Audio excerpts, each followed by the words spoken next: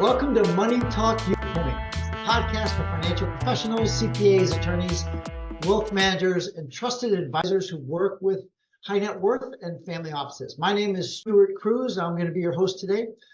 I am the founder and CEO of Cruz Asset Management.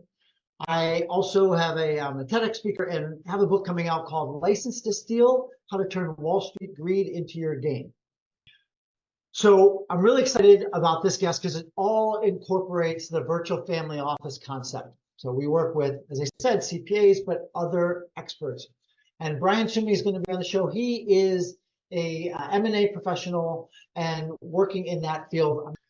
Could you take us through typical steps of an M&A deal, and probably more importantly is the timeline? Because I find a lot of, from my perspective, a lot of owners are like, I'm going to sell my business. I've entered into an LOA. I've kind of already done the thing. And they start to make phone calls to people, hey, I need to help reduce some of my taxes, or hey, I need to do stuff now. And from my perspective, I should have had that call 5 years ago so that we can help plan. So can you talk through that timeline and the steps from, as I say, soup to nuts kind of thing? Yeah, I mean, if Goldman Sachs, big bank, Morgan Stanley, the big banks, whatever, were to do a deal from start to finish, and I were to do a $10 million deal with you or something, or one of the listeners or whatever, let's just go from big end to low end or whatever.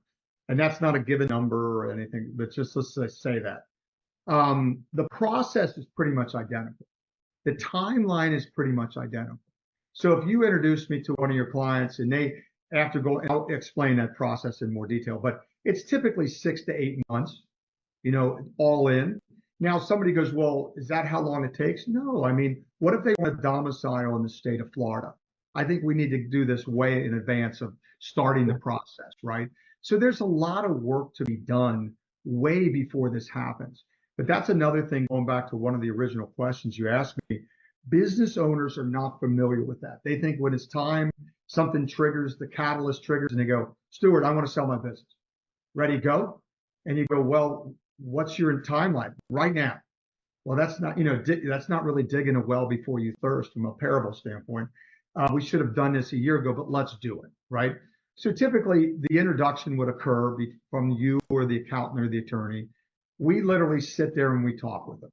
We want to find out what their desired outcome is. We want to know what they think their options are. We want to give them options, but we want to just be in discovery mode, right?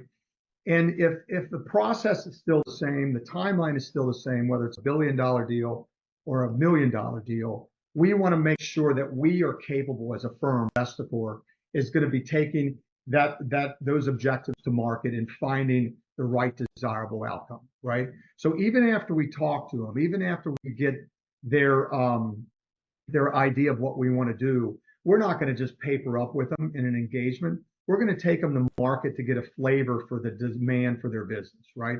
We're going to talk to some, in an anonymous way, we're going to talk to some strategics, some family offices, some private equity, some independent sponsors, etc. We're going to get a flavor for how much their business is in demand, right? Sometimes we don't need to do that, but we do it anyway.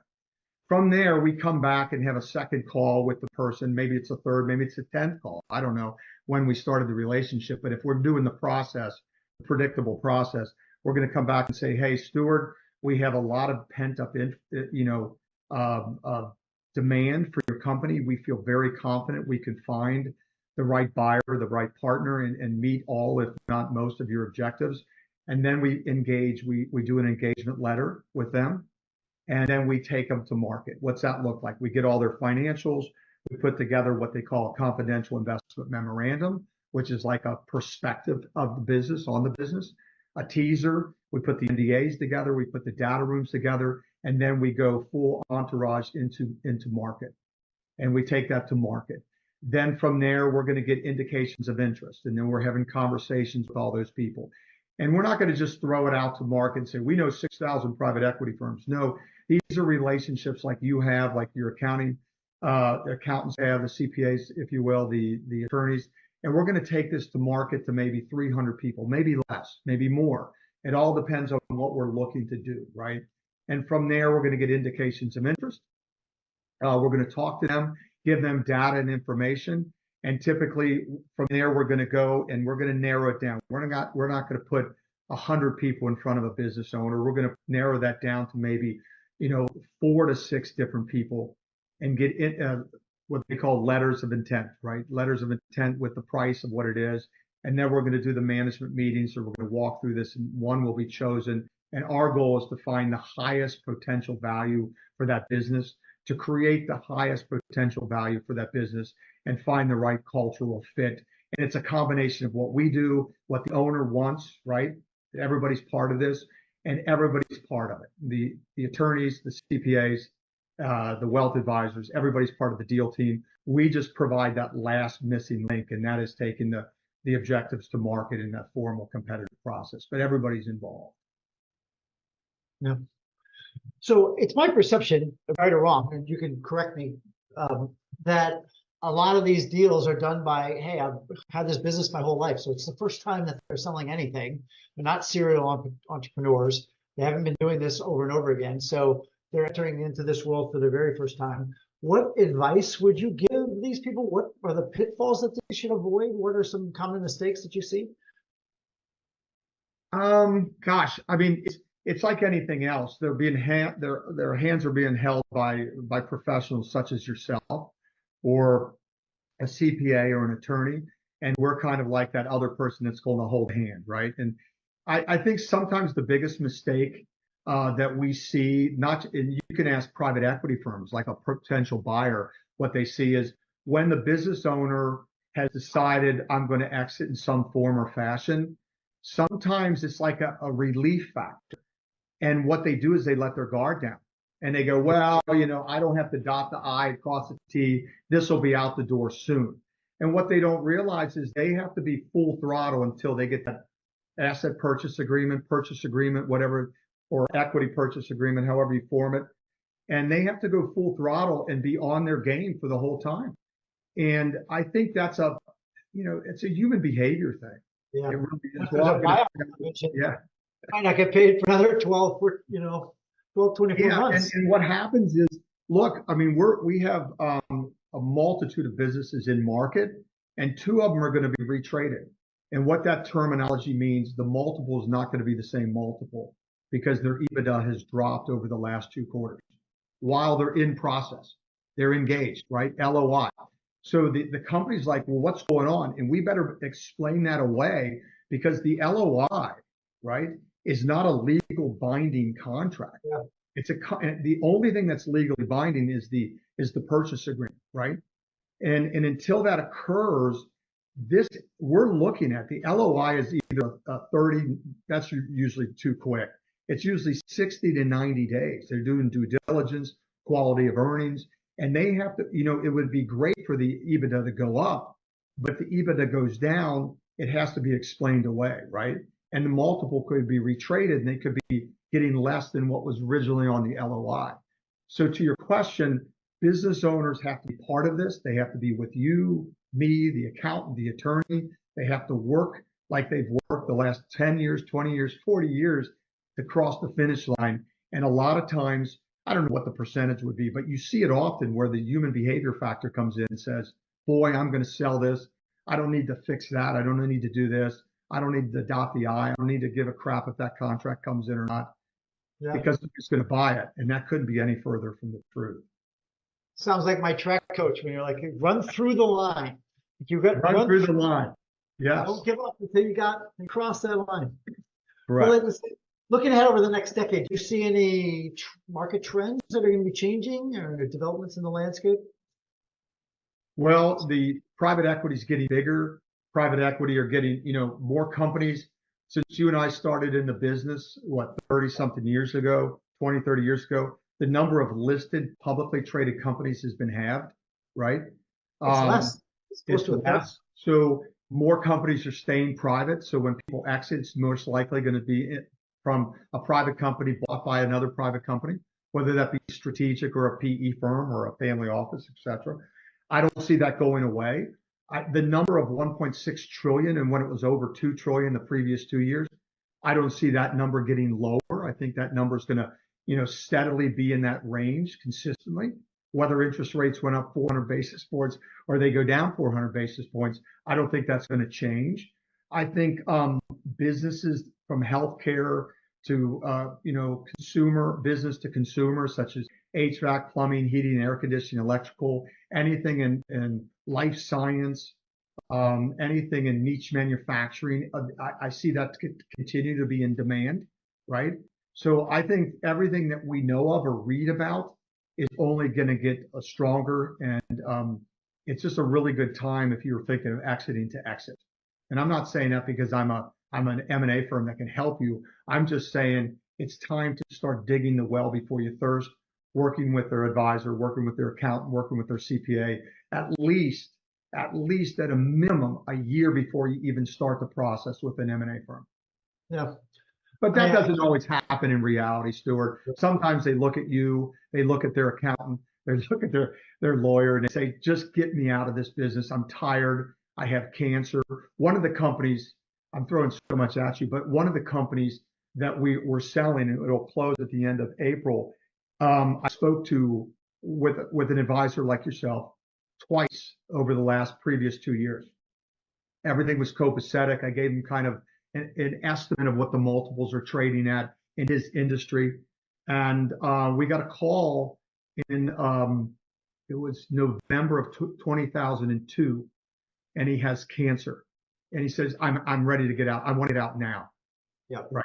And so we put it together and we took it to market, and we're right at that end. It'll be 9 months and we'll sell that, but that was triggered because of cancer. So he was perhaps behind the scene digging a well, but we were just on a conversation, having conversations. But I would say a year to 2 years in advance, working with their professionals, such as their wealth advisor, accountants, and attorneys, dotting the I's, crossing the T's, and preparing for an engagement. And I see that being the future, and it's the right time to sell because there's a lot of people that want these businesses right now. Yeah, I've certainly seen that in my business too. You see, or at my clients, money's the most important thing until it becomes the most important thing. Right. I know. They say, you know what, Stuart? They say it's not about the money; it's about how much money, right? Well, I feel like I almost have to ask this, even though just given the current landscape that we're in, but how does AI affect your space at all? For my space in the wealth management department, you could say AI will help you manage money more effectively. There's not been a lot of data out there that machine learning has helped run better portfolios. Quantitative portfolios, yes, but machine learning hasn't really kept hold. But what I've said to people that have asked to be like mentees of mine is I said, this is a wonderful space in the sense that I think there's always going to be people that are going to need somebody to talk to them about their finances, because you can do a robo-advisor. I think, was it Morgan Stanley shut down their robo-advisory shop because it just, so many people that they want to have a conversation with a human being. And the one thing AI can't quite replace yet is being a human being. So how do you think it's going to affect your space? Well, I mean, anything affects everything, right? It is what it is until it isn't, I guess.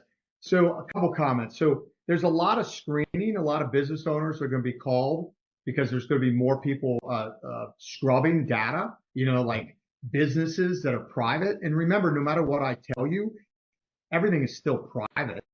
I can give you HVAC multiples trade at 5 to 6, but that's still from a hearsay from a private industry.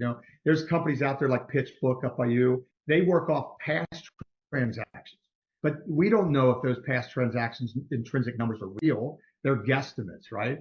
So AI is scrubbing a lot of stuff. I get called every day. I get emails every day. If I answered them all, I would never get anything done about companies that can bring me leads. Well, my thesis, which makes Vesticore so unique, is I have a 1 degree separation from Stuart. I don't need somebody sourcing deal flow because I'd rather have Stuart walk me into his business owners, clients, or one of your accountants or one of the listeners' attorneys, walk me into one of their business owner relationships. That 1 degree separation supersedes anything AI is going to do for me, right? Yeah, it's the implied trust that you get immediately, which is the number one thing for me as well. And yes, and I'm thinking about this, and I have these discussions all the time. I love AI. I love technology. because it allows you and I to stay in our vertical and master what we do. And that is personal interaction. That's taking our IQ and using it through EQ and communicating and interacting live. Everybody on this call, if you're married or have a girlfriend, would you rather kiss your wife or your spouse or something on a phone when you're in a distance, far away, or would you rather hug them and embrace them or see your kids live? And so AI is technology. Technology will never supersede personal interaction and communication. It doesn't have empathy. It doesn't have the understanding and intuition. So it should be used as a resource. And I love AI. But what will it do for our business? It's not going to sit here and say, Stuart, I'm glad, Mr. Business Owner, that you think your business is worth $50 million. But I'm here to tell you, and I'm going to cloak your opinion in reality, that when we take it from 300 people all the way down to 15 LOIs, I'm going to tell you exactly what your business is worth. And AI is not going to do that. In other words, in layman's terms, I will tell you, Stuart, what your house is worth the day after it sells, and AI is not going to do that. But we embrace AI because it helps us do some stuff with, like, if I'm looking for a company, some obscure company that you brought that one of your business owner is running and has, to see if there's anything else out there like it. You know what I mean? So I think it changes. It makes everybody more beneficial. It makes law, it makes accounting, it makes wealth management, and it makes M&A more efficient. So you and I can spend time doing what we should do, not all the remedial, parochial stuff that we wish we could have done and sourced out 30 years ago, Yeah, exactly. Well, the big takeaway for me would be, it sounds like surround yourself with trusted advisors and experts that know what they're doing, right? You need to have a group, a team of people around you that can trust that work well together. I didn't really mean for that to be the theme, but it fits in from the opening. Any other takeaways that you really want to impart that maybe haven't been mentioned? No, other than the business owner, it's really critical if you're an accountant, your attorney, or such as yourself, a wealth advisor, critical to provide that professional missing link and make sure that the business owner knows that all of you have an arrow in your quiver.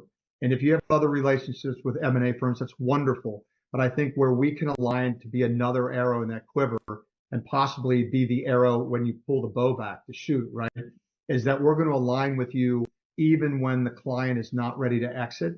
And I think that's a really, really wonderful thing to bring to a business owner, because every time you talk to a business owner, and again, no offense to some of the listeners, if it's an accountant or an attorney, there's always a billable hour involved. And we provide that resource to the attorney, to the accountant, to the wealth advisor, where we're not a billable, and we're more than happy to be of service to them with this intent, that when it comes to a transaction, that we put in our goodwill and our stewardship and our benevolency and pro bono work, that we would be the one they choose to help them solve their issues or take their business to market. Yeah, sounds great. Well, Brian, it's been an absolute pleasure having you on the show. How can people get a hold of you? My email is B Summe, Summe, at Vesticore, VESTICOR.com. And I think my LinkedIn, and there's a calendar on all my emails and on my LinkedIn, and I'd be more than happy to work with anybody from that perspective. And I'll do my best to provide a service where you bring value add to each and every one of your clients. So that would be the crawl, walk, run approach to it. So they could call you to get a hold of me, Stuart. I'll throw it on you. Sounds good. Well, I appreciate you putting me on here. Sorry for my informality, but I'm called to golf, which I don't want to do. I'd rather be dressed like you and doing all the stuff that I'm backlogged on, but nonetheless, I have to do it. It's the way of the world. I think whenever I wear my suit, and if I go to California or Florida, then you're like, I feel out of place. Well, it's been rainy down here, so now it's finally nice. So I guess I don't mind being outside. It's about 5 degrees, so it's all good. Well, I can be reached, if you want to reach Brian through me, I can be reached at Stuart@CruiseAssetManagement.com. We also have a YouTube channel at YouTube at Cruise AM. And you've been talking and watching Money Talk Viewpoint. It's the financial network where you work with CPAs, high net worth professionals, family office professionals. And if you're looking to be a guest on the show or possibly be a guest host, please reach out to moneytalkviewpoint.org. So I'm your host, Stuart Cruz. It's been a pleasure to guide you through this journey and speak with Brian Summe today. And our motto at Cruz Asset Management is to be better every day. Thank you so much.